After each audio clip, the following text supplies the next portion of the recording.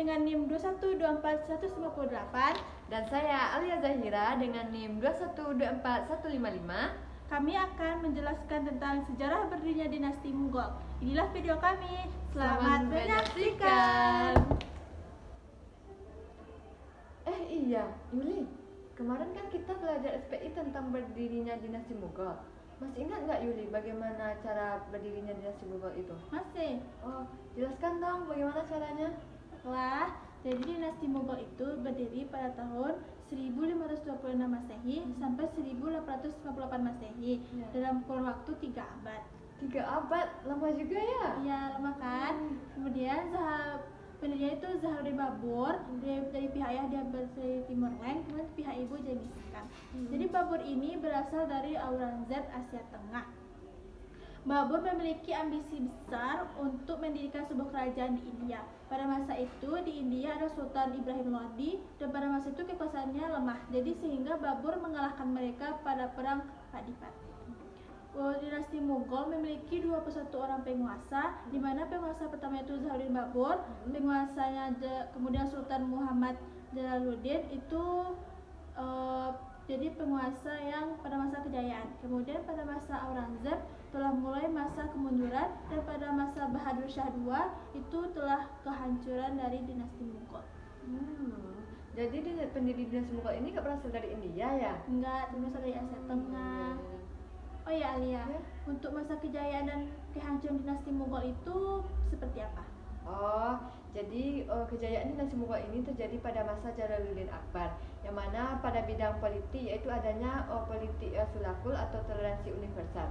Yang kedua itu di bidang ekonomi, yaitu adanya induksi tekstil dan adanya program pertanian seperti padi, rempah-rempah. Siap itu perdagangan dan pertambangan. Selanjutnya itu di bidang seni, yaitu adanya villa dan masjid yang indah, serta seperti Taj Mahal yang didirikan di Arga, yang mana pendirinya itu Sultan Shah Jahan, yang mana itu adalah bentuk rasa cinta kasihnya kepada istrinya. Iya, romantis ya penguasa dinasti Mughal itu. Iya dong, bikin diri nggak sih dengan kisah cinta mereka? Oke, kita lanjut. Selanjutnya itu bidang pengetahuan, yaitu berdirinya madrasah dan perpustakaan serta perkembangan ajaran agama. Adapun penyebab kemuncaan jayanya itu yang pertama adanya kepemimpinan yang bijaksana serta kuatnya kebijakannya. Dan adanya sumber daya alam yang melimpah. Puncak kejayaan ini sampai pada masa Aurangzeb, yang mana setelah wafatnya Aurangzeb ini terjadinya dinasti Mughal ini mulai melemah dan mulai hancur, yang mana disebabkan oleh pemimpin yang lemah, boros, dan adanya perebutan kekuasaan. Itu menurut Yuli apakah bisa kita mengambil hikmah dari dinasti Mughal tersebut? Ada. Apa tuh? Jadi hikmahnya itu jika penguasanya kuat, maka kebijakan dan kekuasaan juga kuat. Begitu juga sebaliknya. Kemudian adanya toleransi beragama antara umat manusia. Kemudian apabila menyelesaikan konflik dengan damai. Jadi kalau di dalam sudah ada konflik, kemudian diserang dari luar, maka konflik itu akan semakin besar. Berarti dalam suatu kekuasaan pemimpin itu harus bijaksana dan kuat ya? Serta menerapkan toleransi agar hidup damai dan berjalan dengan lancar.